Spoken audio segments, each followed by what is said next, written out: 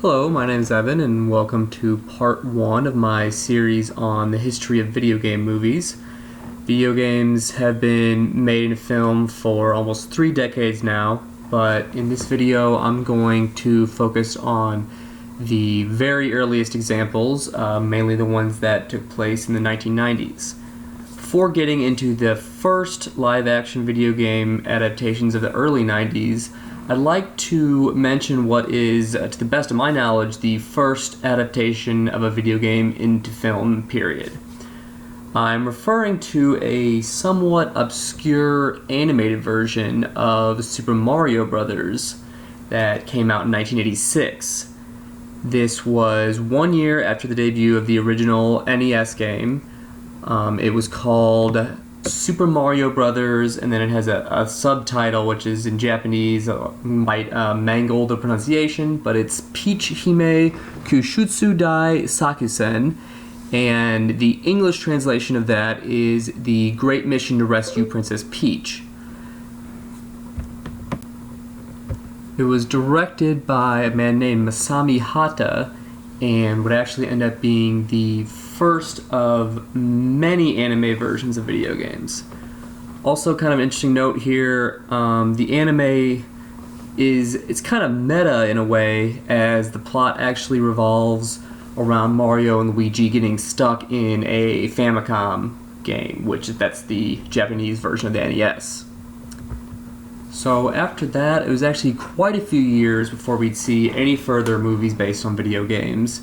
Actually, would be not until 1993, and it's again based on Super Mario Brothers, but this time it's the infamous film of the same name, the first live-action adaptation of a video game ever, and it's definitely one of the most infamous movies of all time, just for being completely terrible. It was a huge disaster, both commercially and with critics, and it's often mentioned as just one of the worst movies ever. So it cost $48 million to make, which was a decent sized budget for the time, and it only made $21 million of that back. So it's definitely a financial failure. It was so bad that it seems to have scared Nintendo off of making any movies based on their properties. There has not been a live-action TV or film version of a Nintendo series since then. The only, films I can really think of are the Pokemon series, and that's always kind of been its own thing. But the film Super Mario Brothers was directed by a husband and wife team named Annabelle Jankel and Rocky Morton. They were known for creating the Max Headroom TV show, but that was pretty much it, as far as I can tell based on their resume. A decently famous character actor named Bob Hoskins starred as Mario, and John Leguizamo played Luigi. They, in the movie, were referred to as Mario and Luigi Mario, due to them being known as the Mario Brothers. And this is somewhat logical. Usually in English, if you call somebody the whatever brothers, that's their last name. You wouldn't just call them the Mario Brothers if one of them's first name was Mario. But this never really has been the case in any of the games, as far as I know. As far as the villain Bowser, he was played by Dennis Hopper, but he was actually called King Koopa in the movie, as was the case in some of the cartoons. The role was actually also offered to Arnold Schwarzenegger and Michael Keaton, supposedly, so it would have been pretty interesting to see either of them in that role. Bowser also, he just looks totally different from the games. He's basically a reptilian-looking human instead of a creature that's clearly a different species. Yoshi's also much more realistic and looks pretty much nothing like the Yoshi of the games. So it's worth checking out for just the entertainment value if you like watching bad movies, but definitely don't expect too much. So after this video game, despite the massive failure of Mario Brothers, video game movies actually started coming much faster.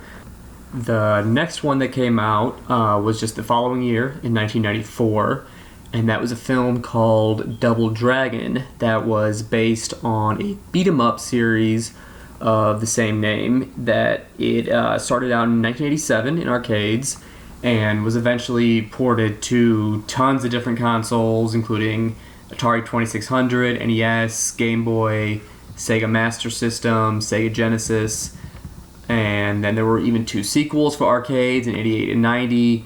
Those also got NES versions. They even had Super Double Dragon on the SNES in 92. So, as you can see, pretty long-lasting series. The movie version was the first feature directed by a man named James Yukich. He's only made one more feature since then, and because he mainly seems to work in television and music videos, just looking at his resume. The main characters, brothers Jimmy and Billy Lee, were played by somewhat obscure actors, at least I had never really heard of them, by the names of Mark Dacascos and Scott Wolf. However, the supporting cast included some somewhat more notable names of the era, at least, of very 90s names, with Alyssa Milano and Robert Patrick from Terminator 2.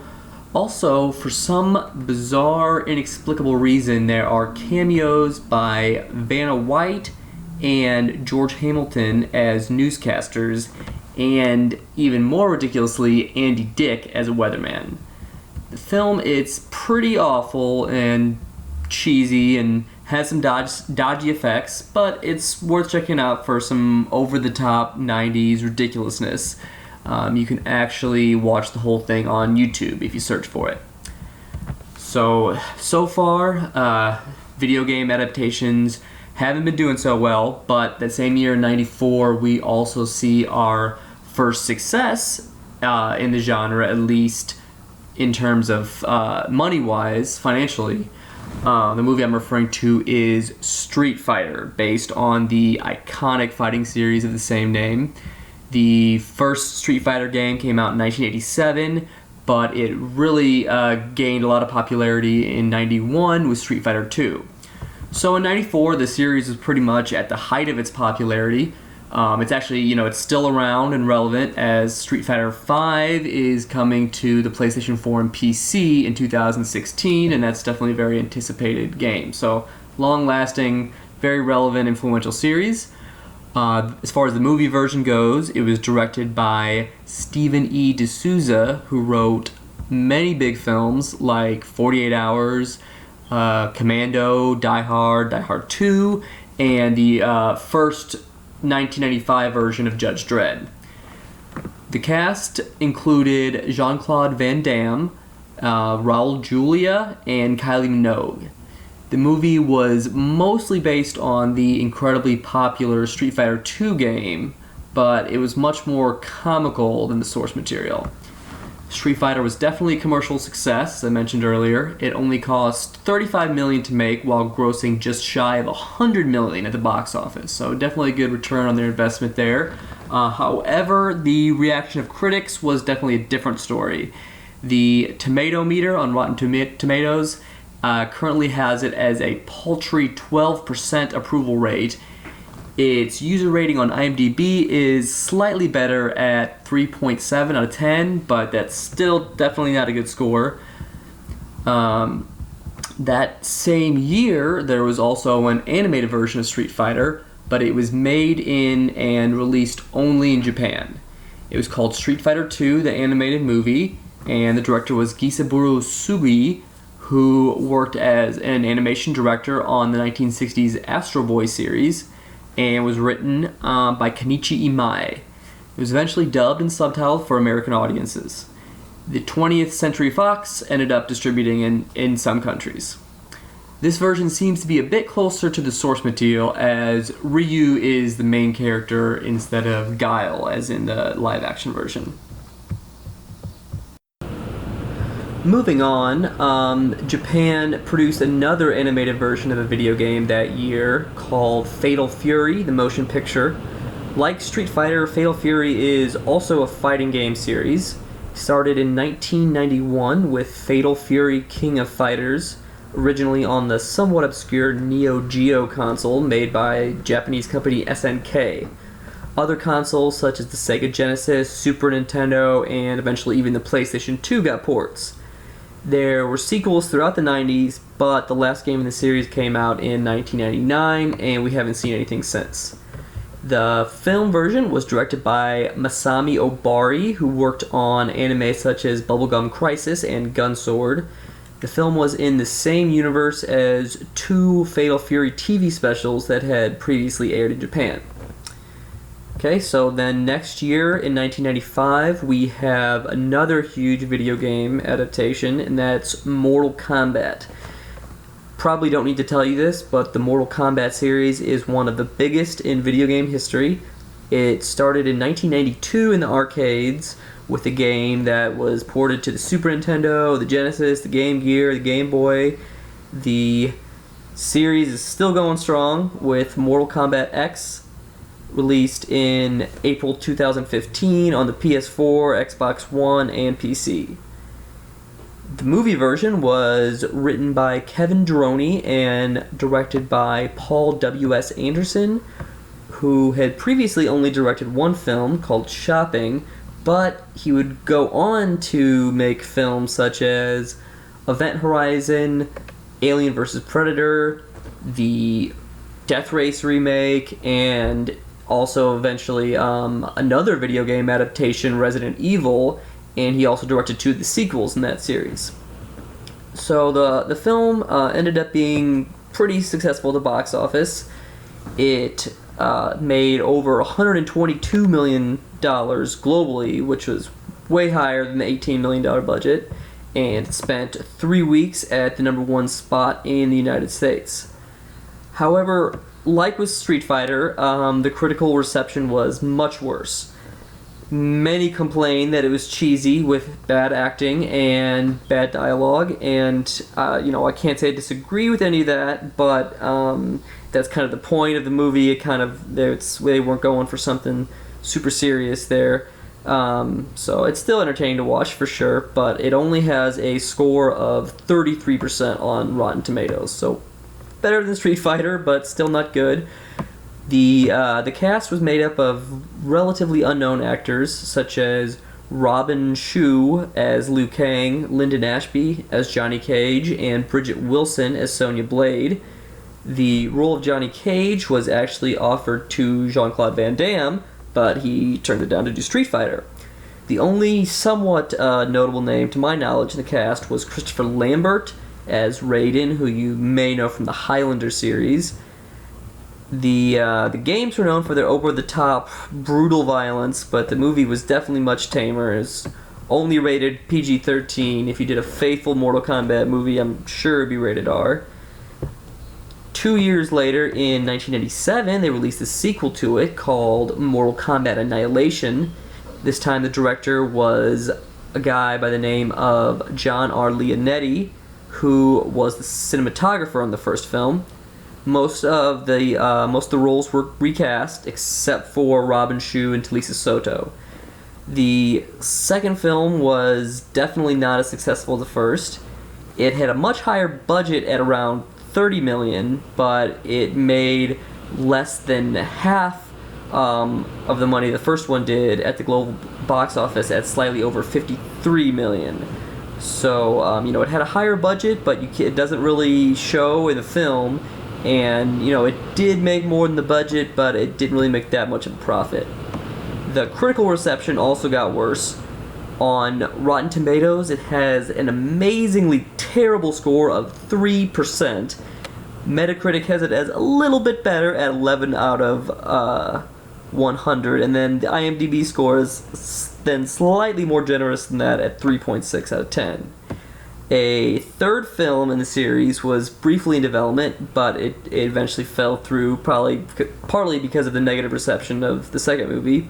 A reboot has been rumored for a few years, but nothing official has been announced yet. Next year, then, in 1998, we have the animated film called Pokemon, the first movie, Mewtwo Strikes Back. The massively popular RPG series started in 1996 in the Game Boy and it's received entries as recently as 2014 in Pokemon Omega Ruby and Alpha Sapphire on the Nintendo 3DS. The movie was originally made in Japan, but was also dubbed into English and released in American theaters. However, the English version was significantly changed and edited.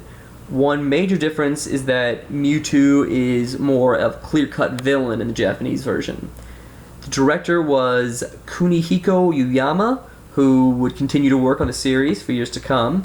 The film ended up being a pretty big hit, with its $163 million worldwide gross dwarfing the $30 million budget.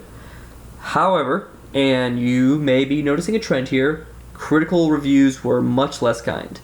It has a very poor rating on Rotten Tomatoes of 14%, and just a couple of quotes here to give you some context.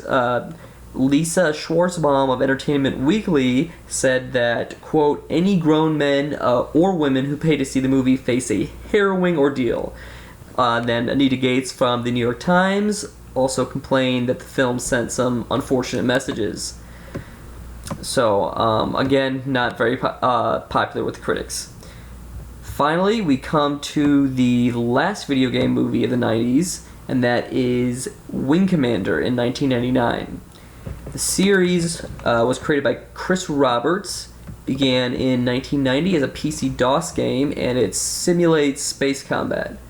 The initial game was later ported to SNES, the Commodore Amiga, and the Sega CD. The most recent game in the Wing Commander series came out in 2007. In an unprecedented move, the film was directed by Chris Roberts, the creator of the games. The cast was decently noble. It had some somewhat recognizable names, but very 90s ones with Freddie Prinze Jr., Matthew Lillard, and Jurgen Prochnow. The movie was pretty much an all-around failure. It only made $11 million worldwide at the box office, which was not even half the $30 million budget. Furthermore, as with all the other video game films of the decade, it was a critical failure. Rotten Tomatoes has it at a 10% approval rating, which is that is not very good.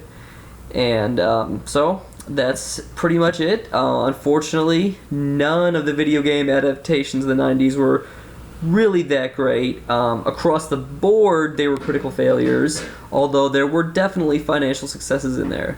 At best, they were cheesy, tongue-in-cheek, popcorn entertainment fun like Street Fighter and Mortal Kombat.